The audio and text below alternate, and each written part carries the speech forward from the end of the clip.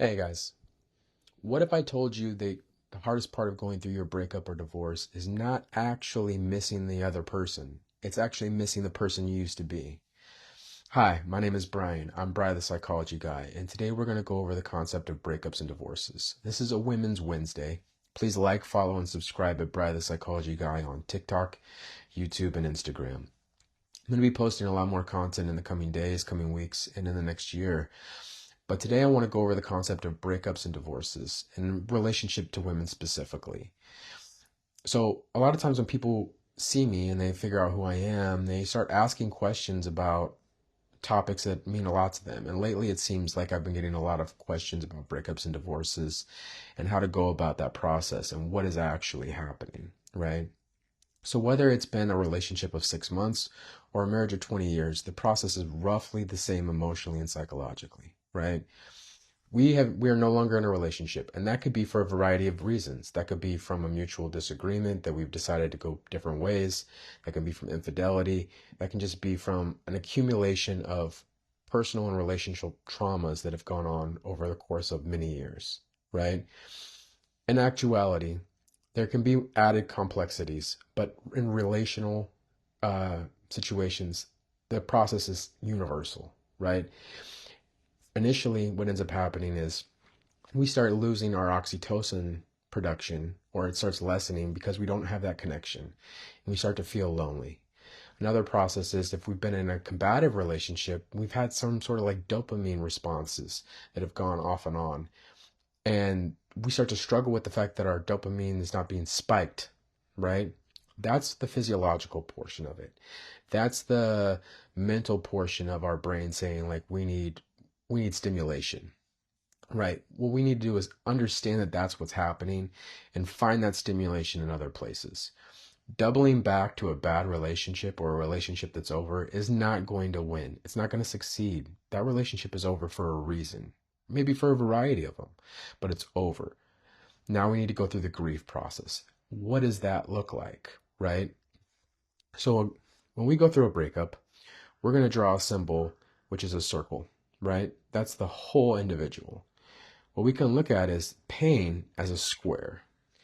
And when we look at that in a visualization, this is what the grief process looks like. We are a circle that is being touched by pain at a variety of different points in ourself. We are struggling, right? So what ends up happening when we go through the grief process? We have to go through that circle, right? If we don't go through the circle and we go around it, we will still carry that pain with us and it will still be touching us. And what ends up happening is we end up passing that on to future relationships, whether that is platonic or intimate relationships. It will affect the way that we relate to others, even on professional levels. We have to go through that grief process. And grief is not linear. So sometimes it feels like we're stuck in there, but we have to go through it, right? What ends up happening is when we go through grief, is it actually expands us in all directions, right? Because now we have more lived experience that we're going through. The impact of that one relationship in us is no longer touching our entire being. What it's actually doing is touching just a portion of us. And when we expand ourselves horizontally, vertically, and what ends up happening is the pain is still there, right? Because a relationship is a lived experience. That isn't going to go away. But we grow to the point where it no longer touches or affects our circle, right? And that is part of the going through this process. We have to go through the grief, and it sucks. It does not feel good, and it's not going to feel good until we're through it. What we have to avoid doing while we're going through the grief process is a thing called rumination, which is a combination of your prefrontal cortex and your limbic system battling it out, right? So what ends up happening is you go to a restaurant that you used to go to with your significant other, you hear a song that you shared a moment with, and that brings up a core memory. Oh, I used to do that with them. And then what ends up happening is you start to play in your head different things of what if I would have done this differently? Well, what if I would have communicated better? What if I would have suggested therapy at a sooner time? Maybe we could have saved this relationship. Maybe I should reach out. Don't do that. Okay. What you need to do is call out rumination while it's happening.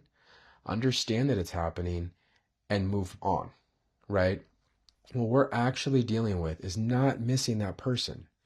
We're trying to cling to a version of ourselves that no longer exists, right?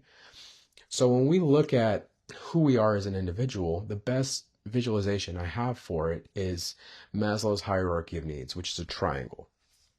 And what that does is it gives you a hierarchy of things that are important to the person, right? Baseline safety and security, food and water, residence, shelter, for example. These are up the hierarchy of needs of a human being. Other one is friendships, right? Up at the very top is self-actualization. When we are going through a breakup or divorce, this is an opportunity for you to rebuild who you are as a human, rebuild who you are as a lady, and reach towards self-actualization so that your next relationship or your next marriage or whatever it is that you enter into, you're going to be a better version of yourself than you were when you left your last relationship. We are either growing as individuals or we are dying as individuals, and we have to understand that process. When we end a relationship, we are no longer the partner that we used to be. We are no longer the girlfriend, wife that we used to be. We are now the woman that we are, and we have to move forward and up towards self-actualization. You are now a new person.